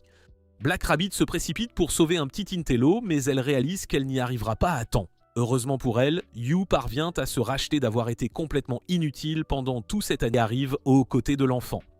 Cependant, à la manière typique de Yu, c'est tout ce qu'elle parvient à faire car elle n'a aucun plan pour s'échapper. Heureusement pour elle, Asuka apparaît de nulle part avec son géant. Black Rabbit est trop distraite pour réaliser qu'elle est attaquée, mais Izzy arrive pour la sauver. Izzy tourne son attention vers la maléfique Holly et l'envoie valser. Pest n'est pas du tout déconcertée, mais Black Rabbit révèle qu'elle a un plan. Izzy se précipite pour attaquer Pest, mais elle se moque de lui, pensant qu'il ne pourrait rien faire avec son bras plus cassé que mon régime. Izae s'en fiche complètement et continue d'attaquer quand même. Sandora le soutient et Black Rabbit dit à Asuka qu'il compte tous sur elle. Black Rabbit rejoint le combat, mais Pest la gère facilement et lui dit qu'elle n'était tout simplement pas assez bonne pour changer l'issue de la bataille. Izzy la repousse, mais cela ne fait que la contrarier et elle utilise une puissante attaque contre eux. Pest se prépare à les achever tous en même temps et ils peuvent dire que les habitants de la ville ne pourront pas survivre à l'attaque. Heureusement, Black Rabbit révèle que son plan est prêt. Elle active une carte et choque Pest lorsqu'ils sont tous téléportés dans un palais lunaire. Pest est furieuse d'avoir été emmenée si loin du Gremlin et prépare une attaque. Black Rabbit l'arrête et Pest réalise qu'elle utilise le pouvoir du soleil. Izzy porte une attaque, mais Pest est toujours certaine qu'elle ne perdra pas. Le plan de Black Rabbit n'est pas encore terminé car elle appelle Asuka, qui a réussi à se cacher avec son golem géant. Un retour en arrière montre que Black Rabbit a dit à Asuka qu'elle avait le pouvoir de révéler le véritable potentiel d'un don. Elle a donné à Asuka une carte cadeau appelée la Lance d'Indra, alors Asuka l'utilise maintenant sur la lune. Pest rit de ces idiots, car elle compte simplement esquiver la lance, mais elle découvre rapidement qu'elle est la véritable idiote. Sandora la maintient en place avec ses flammes et Asuka fait lancer la lance par Dean. L'énorme lance entre en collision avec Pest, l'envoyant voler, et la petite seigneur démon explose en 1 million de morceaux. Ensuite, Shiroyasa remercie tous les habitants d'avoir combattu courageusement, et Sandora annonce leur victoire sur le seigneur démon. Asuka retourne à la grotte et dit au revoir à toutes les petites fées.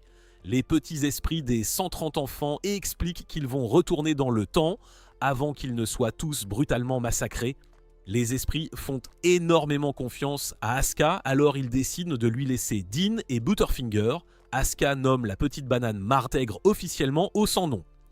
Plus tard, Izette confronte Mondra. Izette a compris que Thousand Eyes et Mondra étaient ceux qui avaient invité le Seigneur Démon.